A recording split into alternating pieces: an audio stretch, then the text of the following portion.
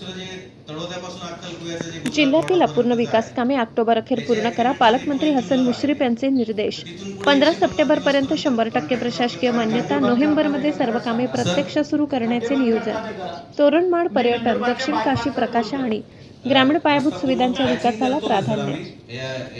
नंदुरबार पाऊस चालू असल्यामुळे काही काही दिनांक ठिकाणी 14 आपण ऑगस्ट जीरणी म्हटलं तरी चालतं 2026 सर. जिल्हा नियोजन समितीच्या अजून काही माध्यमातून आपले मंजूर कॅन्टीन झालेली बसेल त्यांना विकास कामे सूचना दिलेल्या आहेत. गुणवत्तापूर्ण कामही आणि आपण करून घेतली. निर्धारित कालमर्यादेत पूर्ण झाली पाहिजे. जिल्ह्यातील अपूर्ण कामे ऑक्टोबरपर्यंत पूर्ण करावीत.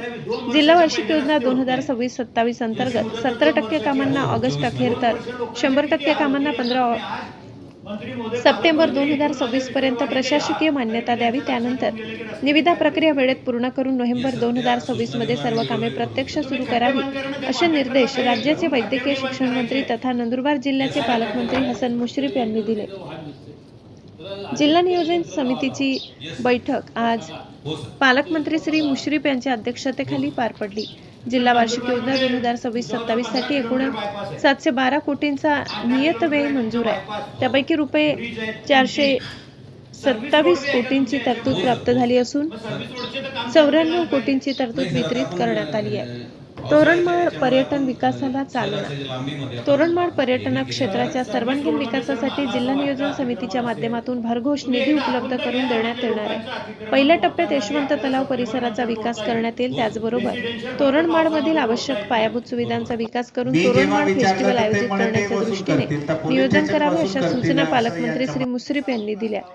आगामी कुंभमेळ्याच्या पार्श्वभूमीवर दक्षिण काशी म्हणून ओळखल्या जाणाऱ्या प्रकाशा येथे आवश्यक पायाभूत सुविधांच्या विकास कामांनाही गती देण्यात येणार आहे. ग्रामीण भागातील मूलभूत सुविधांसाठी भरीव निधी. ग्रामीण भागातील रस्ते विकासासाठी 28 कोटी तर जनसुविधा व ठक्कर बाप्पा योजनासाठी 25 कोटींची तरतूद करण्यात आली आहे. वर्गविरहित शाळांसाठी पुरेशी तरतूद करण्यासह शाळांच्या दुरुस्तीसाठी एकूण 11 कोटींचा विशेष निधी उपलब्ध करून देण्यात येणार आहे.